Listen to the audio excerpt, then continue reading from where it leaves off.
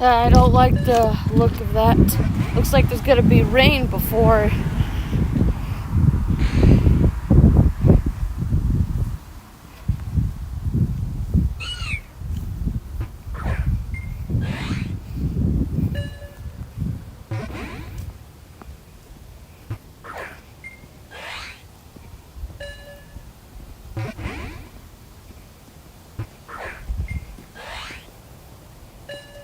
Go means that there's going to be rain. And we all know what happens. I don't want to stick around to find out. But we gotta do this walk.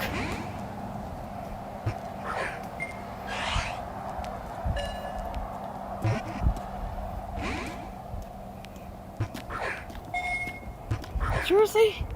Get in the Pokeball!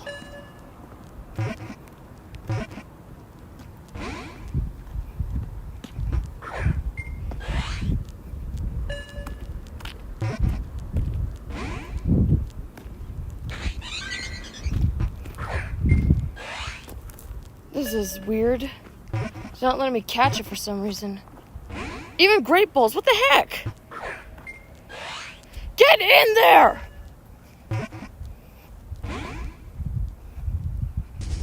Ah! When are you going to Right Baked Alaska?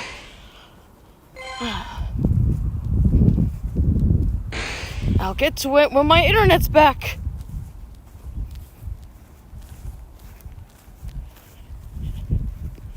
That was the most frustrating Pokemon to try and catch, and I couldn't even get it. Jeez, these normal types are like boosted.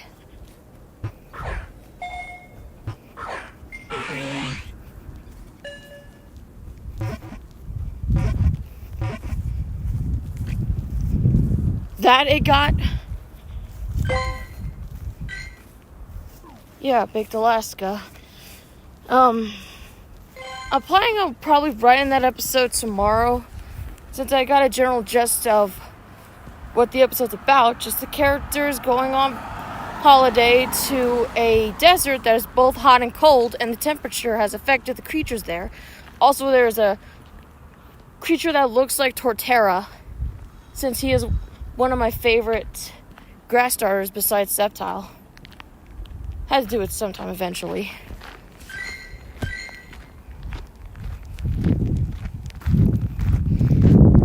Also, you saw the rain in the game. I gotta hurry this up before it starts raining. And we all know what happens. If it rains in Pokemon Go, it happens later on. So perhaps 10 p.m. was probably when it would have rained. And the clouds are not looking so pretty right now.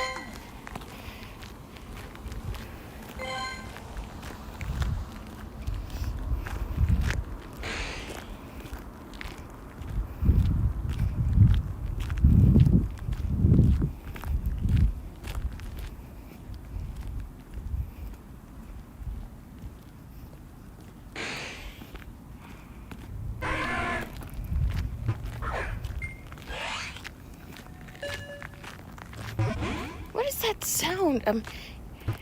Gorilla Jeremy for the premiere? What? No, Charmander. Charmander ran away. It was all like, what? And what is that bell sound? I'm hearing it over there from that side. It was like jangling yesterday as well, when the moon was out.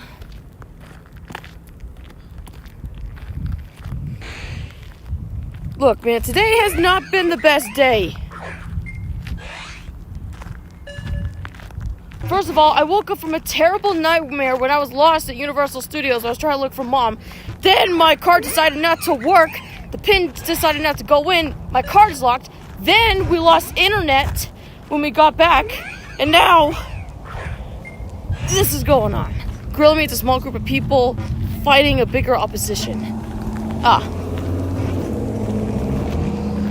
So yeah, I have not had the best day. It's fine, I'll go to my bank tomorrow and we'll figure this out.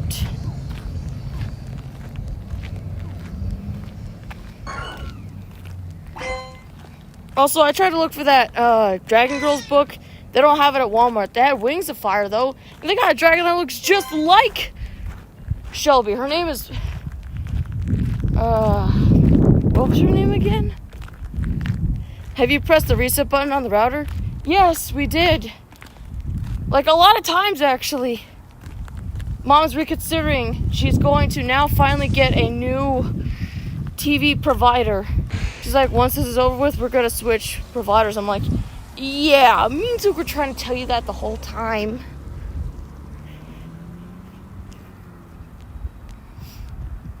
It's also a thing where people use it too much on the weekends and it just doesn't work. I'm like, we didn't have this problem before and now we're having it. Today has just not been the best day at all for me. Or my mom, or Daniel, or BG. Ooh, a Dawn fan. Okay, things are starting to look a little bit better. I had to slow down though because there was a car coming. Why not Sling TV? Does Sling TV have internet? It's going to sacrifice the recordings I have on the TV though. But it's fine. They're not really just, they're just Daniel's got his recordings, I got my recordings, he's got Star Wars, I got regular show, well, a few episodes and Minions, as well as the NBC premiere of Despicable Me 3. Ugh.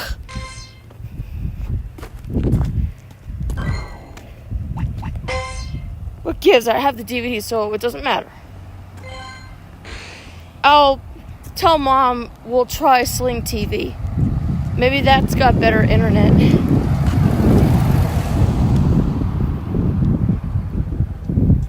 Sling isn't internet.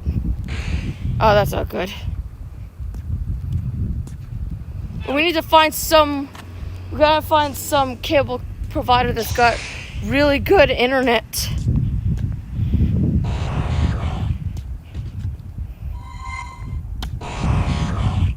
No, I'm trying to get the mushroom. I'm trying to get the mushroom. It's right there. Not that mushroom. Look, when I said mushroom, I don't mean the paradise.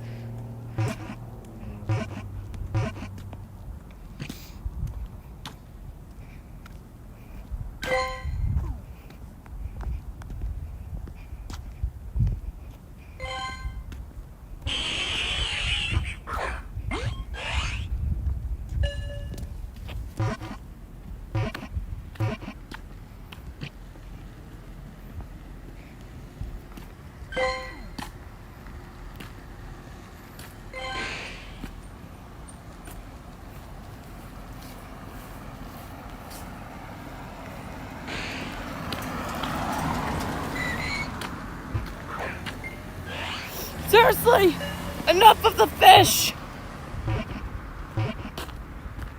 Oh, why? Maybe it's a good idea I chose to do the stream now because it's gonna rain later. No, no more fish. I refuse to catch any more fish.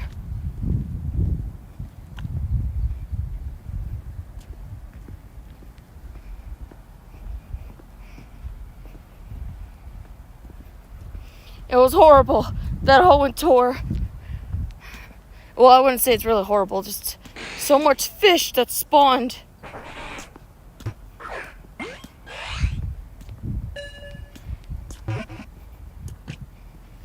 Ah, critical catch on the Trico. You're lucky I like Trico.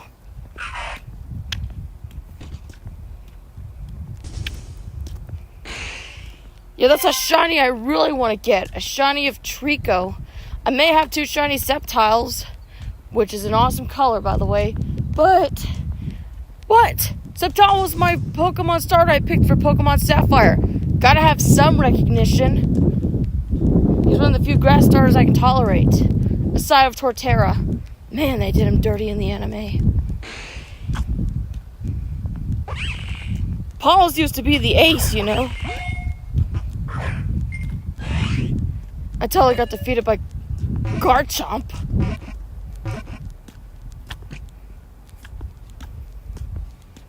I swear, if somebody gets a Torterra in the anime, they better give it much better exposure and better development and a lot of battles and wins, aside of just Ash's beating of Team Rocket's Pokemon.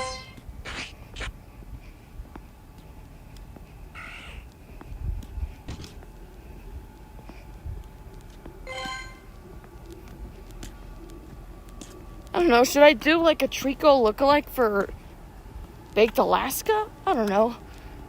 Well,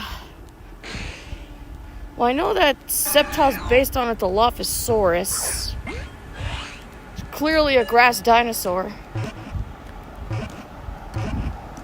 Most of the grass-type Pokemon are literally dinosaurs. You got Meganium, that's a Brontosaur. You got Sceptile, that's a Dilophosaurus. Torterra's an Ankylosaur. And I think Superior's based on the Tetrapodophis. It's a type of dinosaur snake, which kind of reminds me of the creature I made in regular life, but I don't talk about Meyer.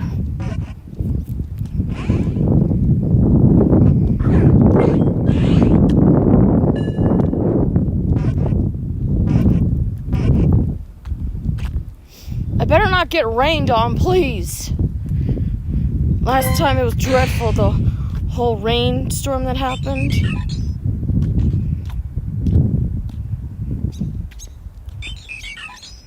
Let's hope that never happens again.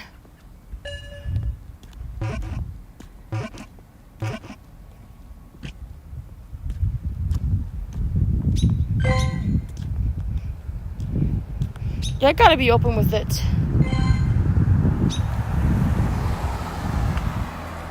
I noticed that some of the stores just don't accept my debit card as payment.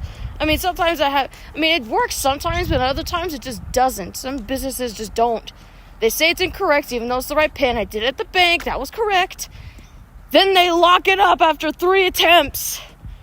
And it's happened twice.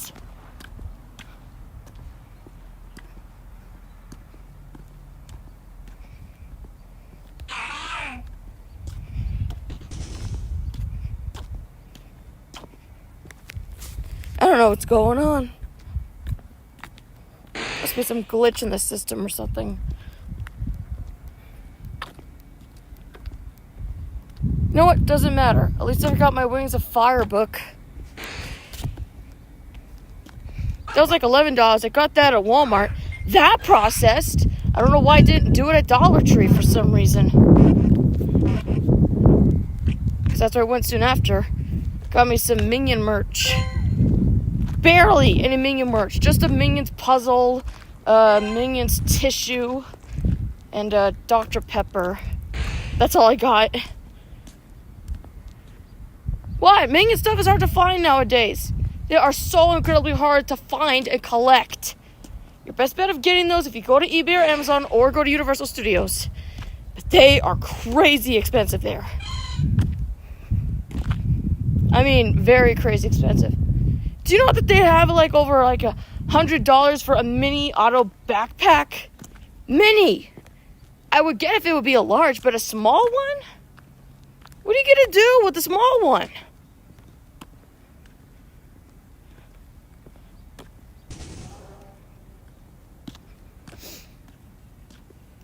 Must be a collector's edition. I may have had that nightmare about Universal Studios, but I still want to go there. I want to go there and see the Minions. That's all I want to do is see the Minions go on the ride, buy some merchandise. Hopefully, I can get a picture with the Minions. Then I can finally see what kind of Minion I'm going to turn into in Minion Mayhem. Because they turn people into Minions on the ride. I have to see if I'm either going to be a tall two-eyed Minion like Kevin, small two-eyed like Dave that's playful, or a belly's teenager one-eyed Minion like Stuart or Mel. To be fair, that ride came out during the first Despicable Me, and the animation for the ride is kind of aged. Not good. When you compare it to the animation now of the other Despicable Me movies, the animation looks like it's aged not so well for the ride. But I'm definitely going to go on it once I finally go to Universal Studios.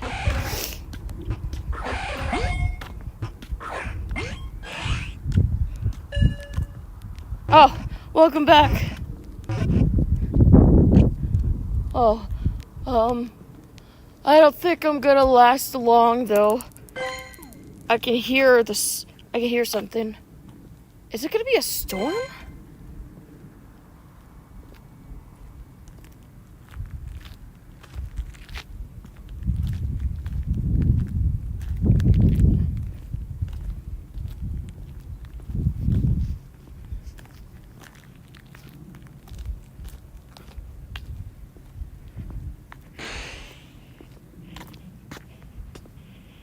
It's fine. It's okay. It's not gonna start until 10. Go just predicts weather before it starts. I just don't want to get sprinkled on. Gosh, I hope not.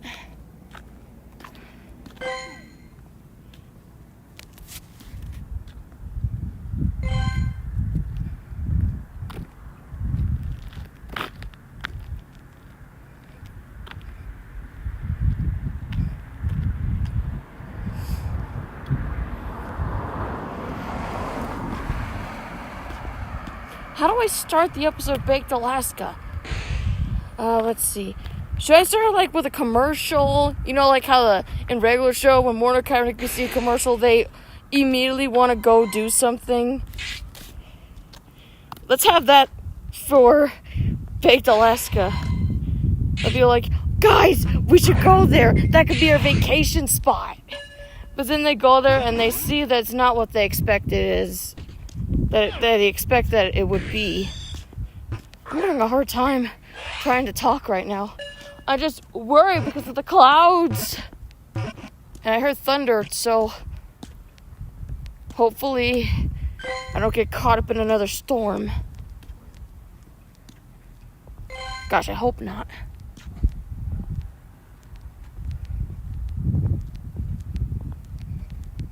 I like to take the time to rewatch some episodes of regular show to get ideas for Baked Alaska. Because I don't want another one of those episodes where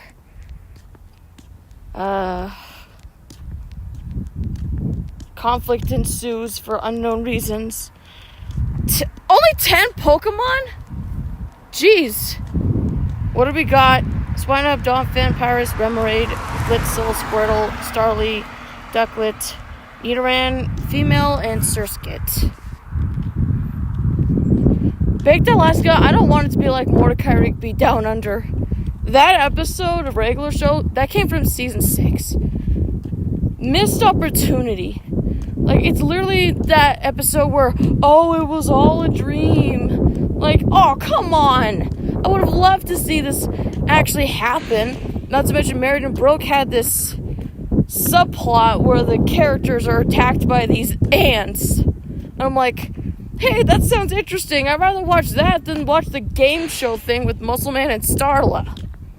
Not that it's bad, it's just a much better, interesting plot was going on. I'd rather see something about the bugs. Because that feels very regular showish. Very...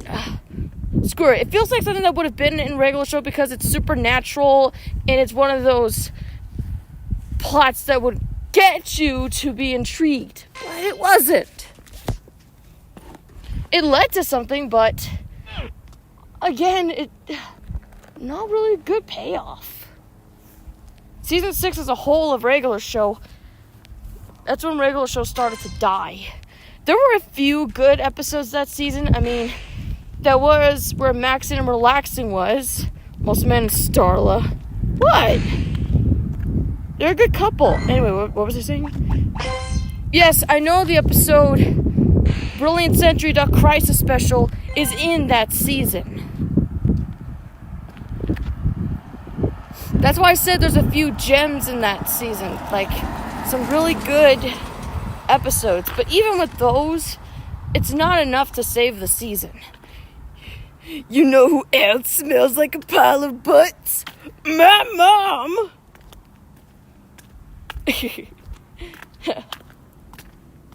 I think that's how Muscle Man said it, LOL.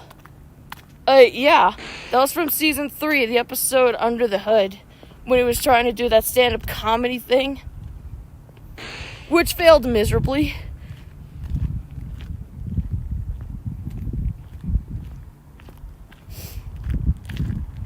You know what's weird? SpongeBob season 6 is watchable, unlike regular show season 6. I'd rather watch season 6 of SpongeBob and not regular show, because when people say that season 6 of SpongeBob is the worst season, I say no. Season 6 is not the worst episode. Isn't the worst season of SpongeBob. Season 7 is. That's when SpongeBob went downhill, and regular show climbed back up. Most of the man just assumes people's butts were cut off and dumped on a pile. Whoa, that's pretty dark humor. You would assume that. You know what's the weird thing? I knew that season 6 of regular show had potential. They had good ideas, but some of them were executed poorly, and some really didn't need to exist. Like here, you got White Elephant Gift Exchange, a perfect Christmas episode. You could have had it just end right there, but you had to bring the atrocious Merry Christmas Mordecai, which is one of the worst episodes of regular show. No, it's the worst episode. Can anyone see my message? Hold on a second. Muscle Man is a weird pig. Oh. Weird.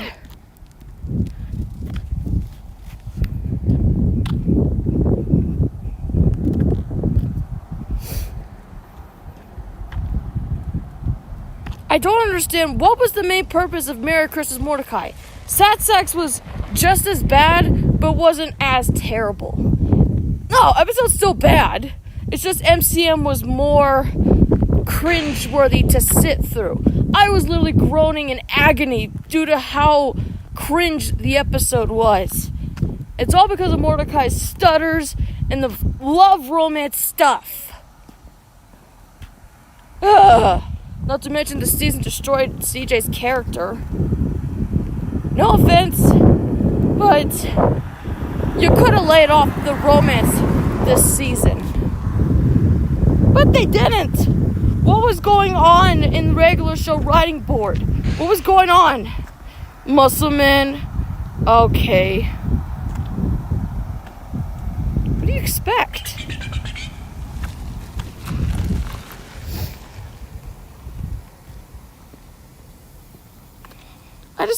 I just need to ask a question. In the event of defending season 6 for some people, could they agree that Merry Christmas Mordecai is an episode that should not have existed in regular show and should be eradicated from regular show canon?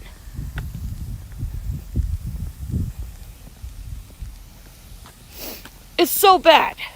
I want Merry Christmas Mordecai eradicated from regular show, and I want Despicable Me 3 eradicated from Illumination. Those two are the things that pinch a nerve every time they're brought up. Then again, I would definitely pick MCM over DM3 because it's 11 minutes as opposed to Despicable Me 3 that's like 87 minutes or something. No! I have to hurry this up before the storm begins. I saw the clouds in the game shows that there's going to be rain soon, so I got to hurry this up. I don't want to get rain on again. Remember what happened last time? I got caught up in a storm and we saw lightning.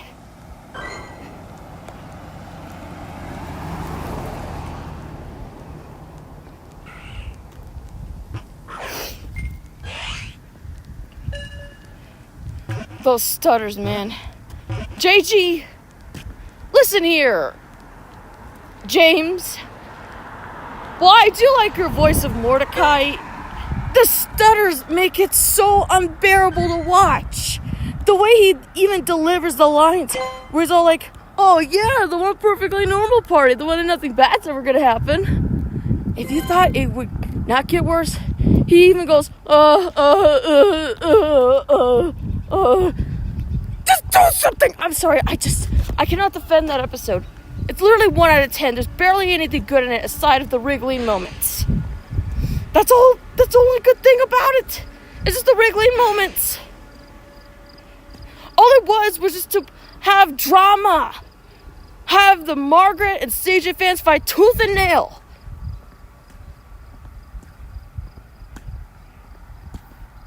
That's the whole purpose of that episode. You could have stopped with White Elephant gift exchange, but no, you had to have that. Mordecai looking forward. And it doesn't stop there. There are even worser episodes out there.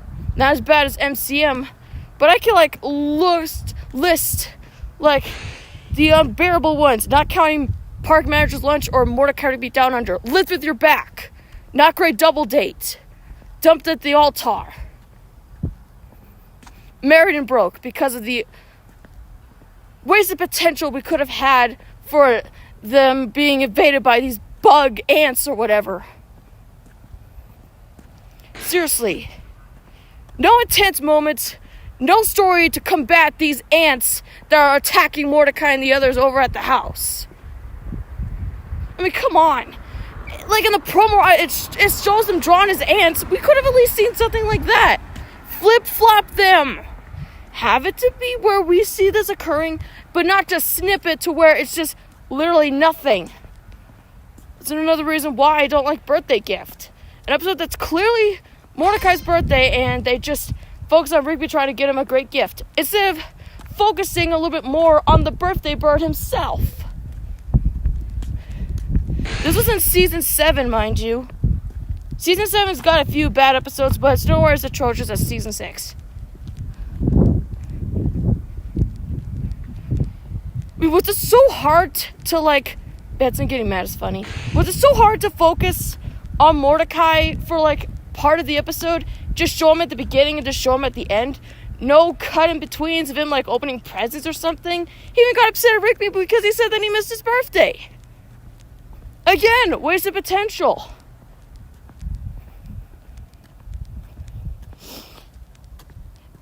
Remember Benson when he beats the phone? Yes, from Prank Callers. As usual, when it comes to writing characters as opposed to having their plots in defense of Birthday Gift, Regular Life's birthday present is a much better recreation of the episode as a result, because it focuses on Ione trying to get Jeremy a present while also focusing on Jeremy having his party. That way you could see that he's actually enjoying it, and that you don't have to hear the garbled noise or the voice that is in the game that Rigby's trying to make. That's Mordecai's appearance in the middle. Other than him looking like Crash Bandicoot when facing forward.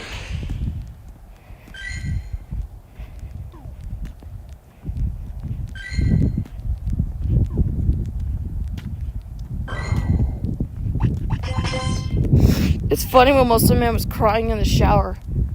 Dude, you literally think that all crying scenes are funny. That is not true.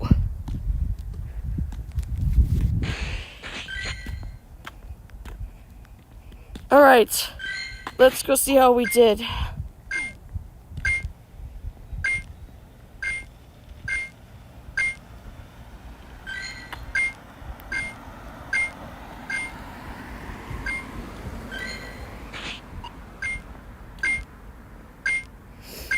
The fish was the highlight. I'm not joking.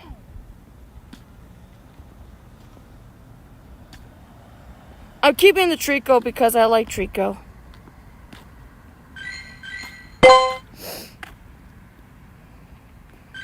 I think Zephyr is my strongest.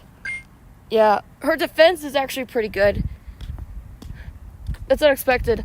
I wanted to get some Mega Energy for Mega Sceptile, but I ended up getting another shiny, which surprised me because, as I said before, Sceptile is one of my favorite starters from Pokemon.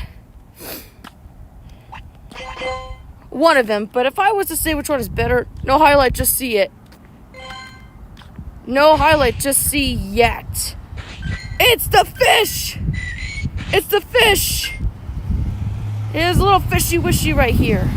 It's got great defense, almost good HP. Its attack was almost up there. Huh.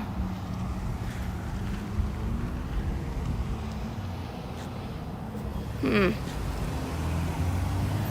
just love how season 7 just changed regular show for the better. Because season 7's a much better improvement over season 6.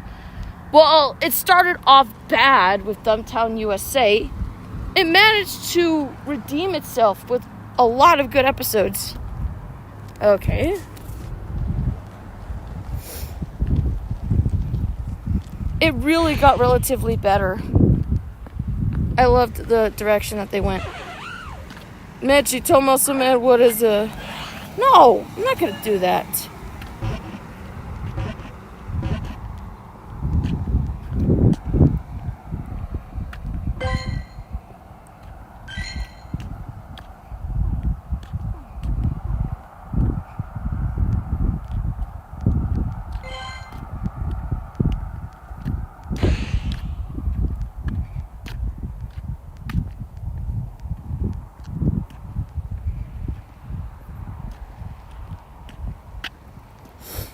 At least Max and Relaxing is a good episode of season 6.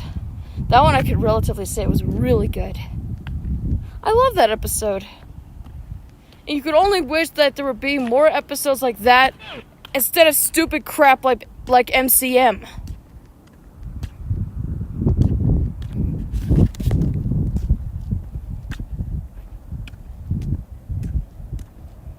Romance is not regular show's strongest point. It's the comedy. It's the rock songs. It's the supernatural moments that happen that make the show unique and for what it is. Being like Young and the Restless or like one of those soap operas makes it suffer. I mean, look at SpongeBob. It's got a few romance episodes, yeah. You got like a couple, like Krusty Love, Gary in Love, To Love a Patty, where SpongeBob's in love with a sandwich. It's very little, it's very minimal. It's not literally a whole bunch like in regular show. They toned down the romance for season 7 and 8, which was a good thing because at least they knew that it wasn't working for season 6. Hell no, it wasn't working. So glad they made that change. Holy smokes, it's starting to rain. I felt something land on my face.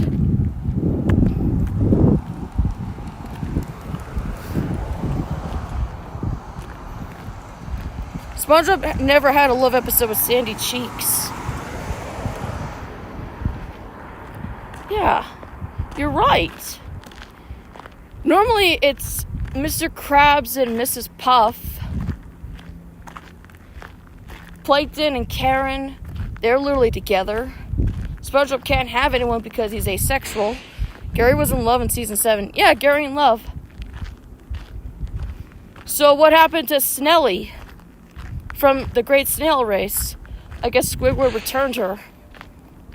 And it's not the snail that Mrs. Puff had. She had a net.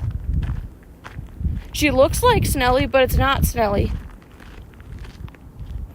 Mary was the one he was in love with in Gary in Love. That was season 7. Well, I do like the episode. I just felt it's just not the same without the one he fell in love with before.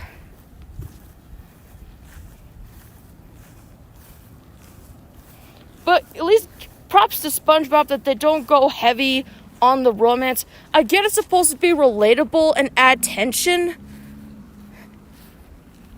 Yeah, the rumors that Pops may be asexual like SpongeBob.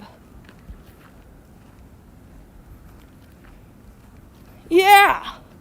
He doesn't get like a love interest. I mean, the other characters got it. Skips used to have one.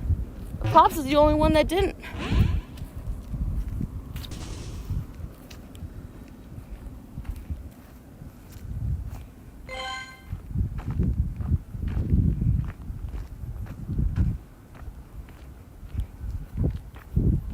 Good thing I'm almost home. I don't like these sprinkles. Ow! Oh, damn it! It got in my eye! There are sometimes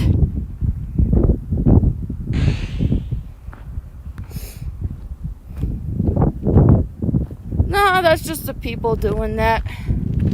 They just like to ship those characters. I mean, it's no different. All medias have this.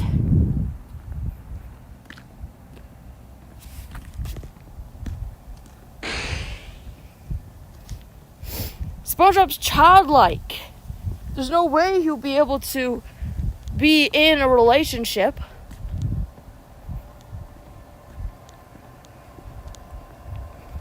Unless it's a sponge like himself that's female. Like, I don't know, girly teen girl?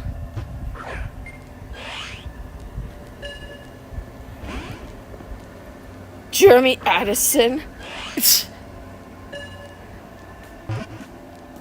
You would think that they would have a last name for Mordecai and Rigby, but they don't.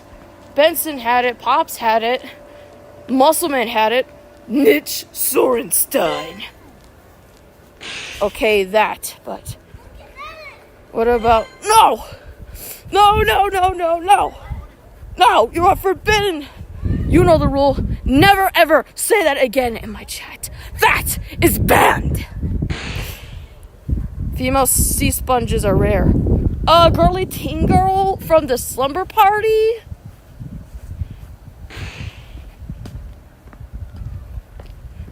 That was not SpongeBob's doppelganger.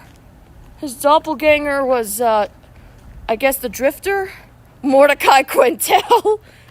Wait, are you telling me that Rigby's is probably Salyers?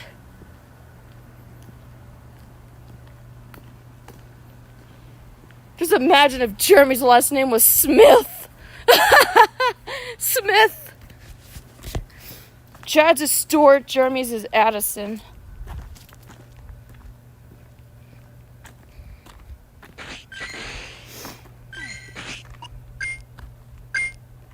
Oh man. Flareon, what were you even doing out here? It's raining. Yeah. Also, who let a fire type spawn during rainy weather? Who does that? They're just gonna douse out his flames.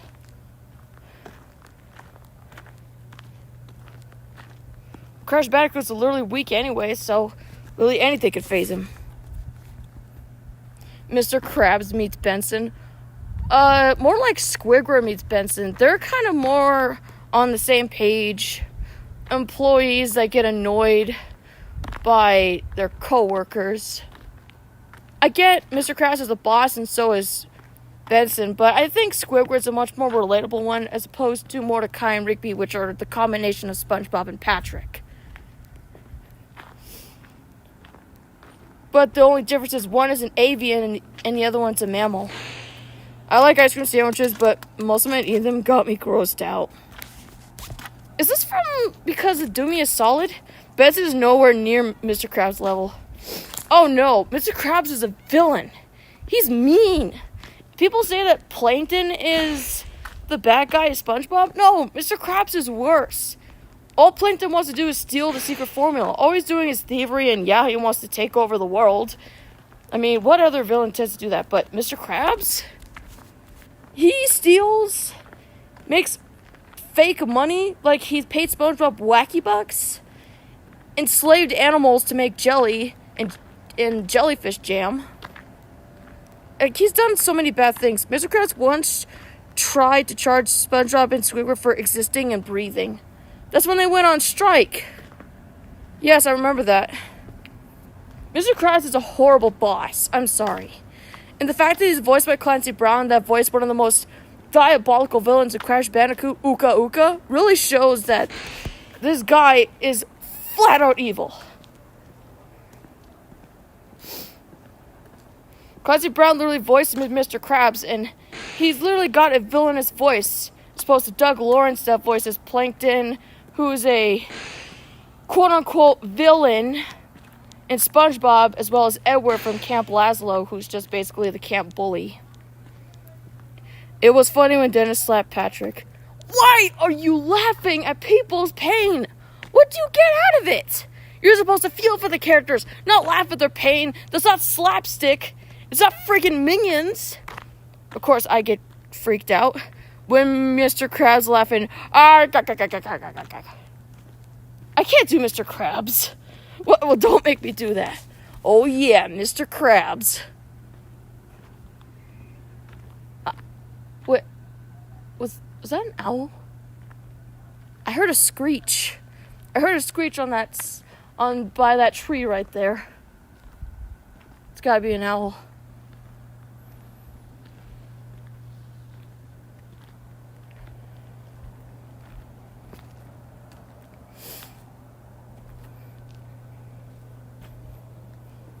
Well, like I said, J.J. Quintel worked on Camp Lazlo. I think in season 3, wrote for it, storyboarded it, because, animals. Oh yeah, Mr. Krabs. Ah! Alright, how do I handle Baked Alaska?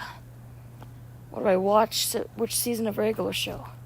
Season 5. Mordecai Rigby Down Under.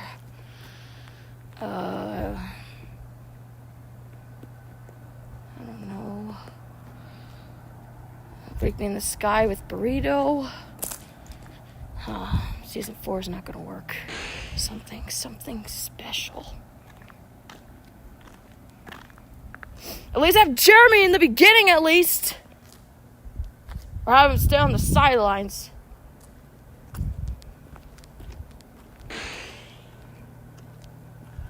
Maybe he's probably going to have his own storyline elsewhere. Yeah, the first episode's probably going to be the ultimate premiere I'm not expecting.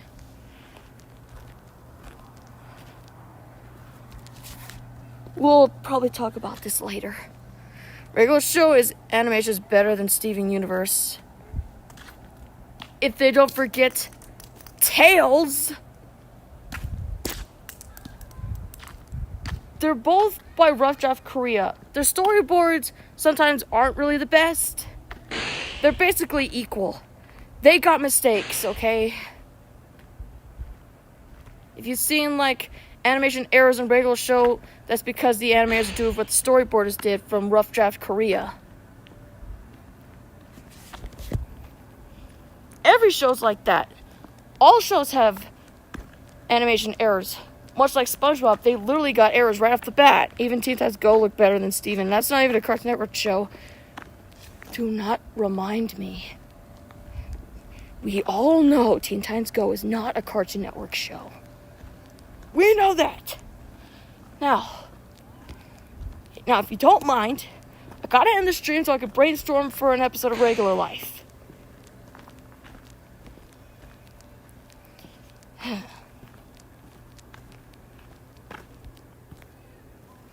I'm only watching the good episodes from season 6.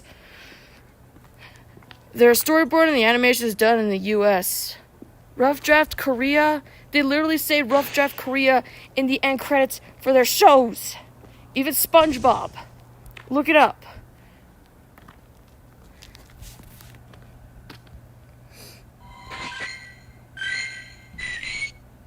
Well, Rummerade, I guess you were the highlight.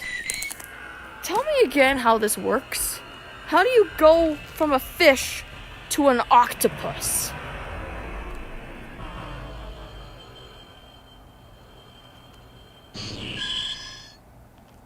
That is one of the weirdest evolution methods I have ever seen. You expect some other fish to evolve, but you get the squid or octopus from Hit Alaska.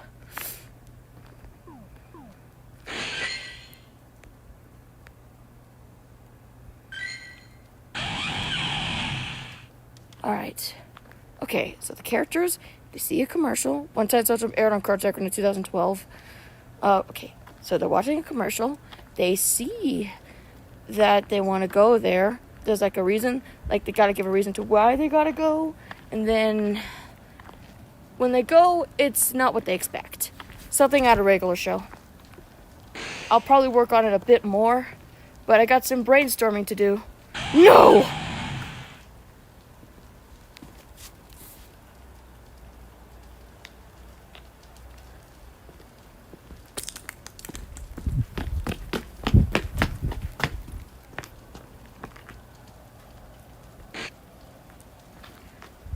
Let's say for the record, it's a good thing I'm not walking anymore. It just started raining.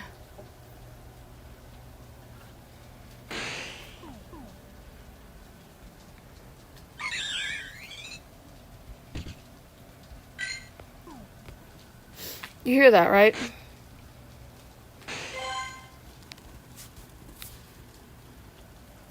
Can't wait for the Mighty Bean Fanboy and Chum Chum reboot. They're rebooting that? Why does everything gotta be a reboot? Come up with your own original ideas. If you keep, rebooting, reviving, it's not gonna leave a good impression on the animation community. Because you're just recreating something that's already been done in the past.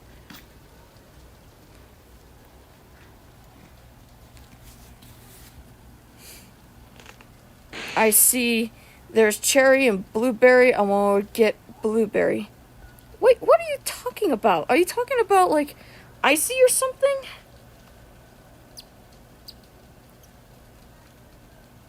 Okay.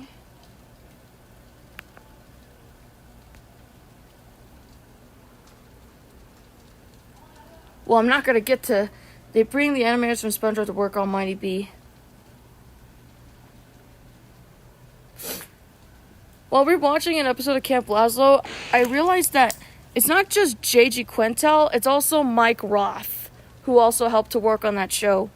And he migrated later on to regular show. So I guess the early 2000 cartoons really were the precursor to the 2010s. Because you got Camp Lazlo, and then you got The Marvelous Misadventures of Flapjack, which eventually led to regular show and Close Enough.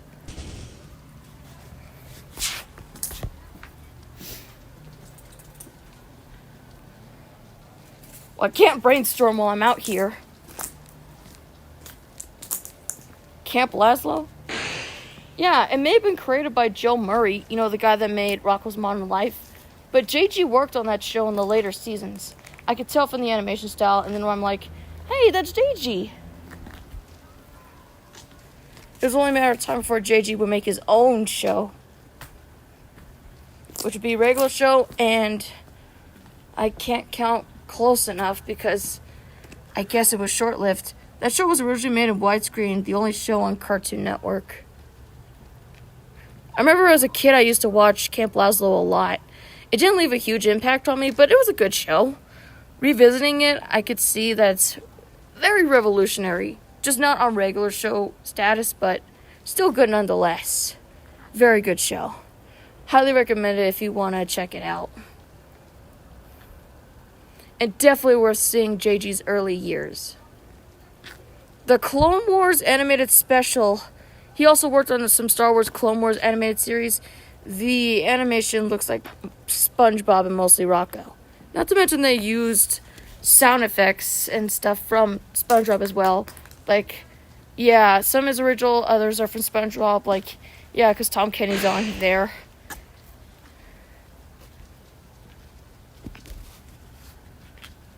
I see a lot of Tom Kenny. He's a very iconic voice actor. He didn't just voice SpongeBob. He also voiced Spyro from the second and third game, as well as Enter the Dragonfly. He voiced the mayor from the Powerpuff Girls, as well as the narrator. He's known for being the Ice King on Adventure Time. And remember Foster's Home was Kurt Jacobs' first Flash? Yeah, that was good. I liked Foster's, but Camp Lazlo was better. No offense. I just really like shows about animals a lot more. And Camp Lazlo definitely helped. Regular show was just the much better show in my opinion. Though I could see there's a pattern. Ed and Eddie's the best looking Canada show. Yeah, because AKA. Oh, don't remind me of that logo. It still gives me the goosebumps. How did Cartaker get away with that? The logo at the very end of the show. Maybe don't show it at all? Don't even get me started with the ending logo for Courage the Cowardly Dog. Literally comes out of nowhere. Not to be confused with the location. I think, you know which one I'm talking about.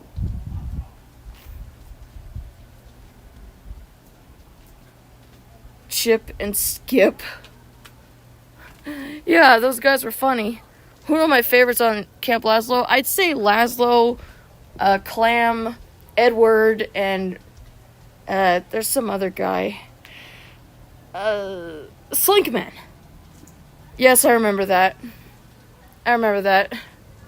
How the Blummock, did they get away with that? Well, Regular Show did it also with the Terror Tales of the Park special. The one in season 6. Unfinished business. Okay, I really cannot stay out here long because I gotta get inside, I gotta brainstorm, gotta work on the episode. Ugh. Alright.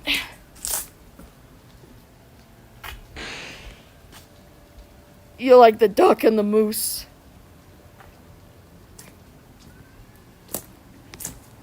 Okay. Alright, that's good enough. Gotta get my Torterra. Gotta look at inspiration. Yes, that's perfect. Kill. We'll do it. Gotta get ready. If you need me, I'll be brainstorming. Quite literally. Don't remind me that was the first Terror Tales of the Park, but I really gotta go. Got brainstorming to do. How do I translate this in the episode?